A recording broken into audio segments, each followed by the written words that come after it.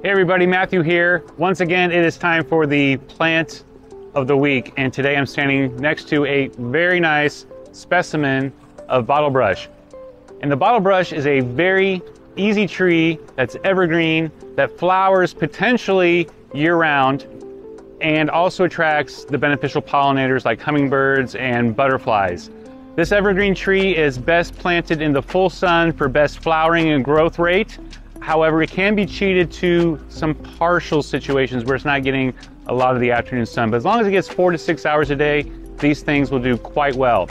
It'll get about 15 feet tall and 15 feet wide, but can be kept much smaller with an occasional pruning, maybe once a year at the end of February, beginning of March, give it a nice haircut and just let it grow for the rest of the season. So that way you're not trimming the tips off, which is where the flowers are gonna be. Come check them out. They are the plant of the week. Easy to grow. We have them in the tree form. We also have them in shrub form.